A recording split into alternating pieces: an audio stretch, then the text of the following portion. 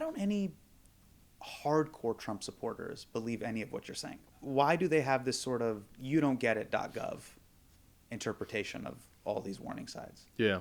The 4D chess people. Yeah.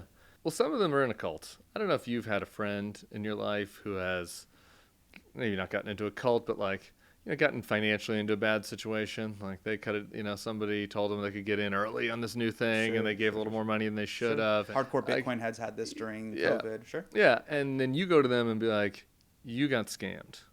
What's their reaction going to be? To get mad at the person that scammed them or get mad at you?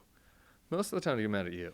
And so I don't think that like they're going to listen to. I don't think I'm a credible messenger, or you for that matter, or anybody that has been anti-Trump. So some of them are in a cult and have gotten scammed and don't want to be told.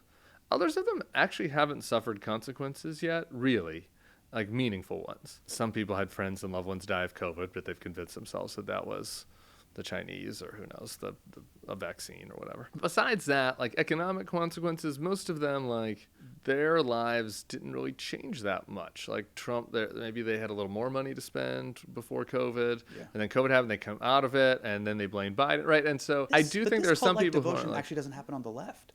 So for example, I was living in the Bay Area during the first Obama Hope Tour. Yeah. And I had friends that had the full Shepard Ferry poster on the wall, right? But they still wouldn't give him passes on every issue. Yeah, drones. The drones, Guantanamo Bay, Edward Snowden, they're not standing for it, dare I say. They're still willing to be like, that was f***ed up. Yep, f***ed up too. Yeah. Why does that exist perhaps with criticism of Democratic candidates, but specifically with critiques of Trump? It doesn't work. It's quite Teflon. It's like, no, you don't get it. Yeah. So you got to start by saying part of this is Trump unique, because that wasn't true for Bush.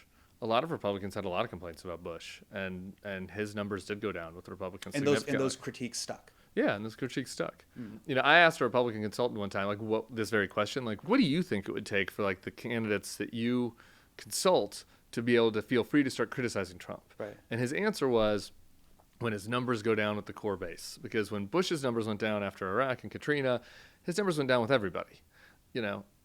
Trump, even at his bad times, when his numbers go down with independents and Democrats, the guy said he has Saddam Hussein-like numbers out in West Texas. So my guys aren't going to say anything until those numbers go down. Okay, it's a Trump unique thing. So speaking of Saddam and Gaddafi, and shout out to all the dictators out there, do you think he's going to run for a third term?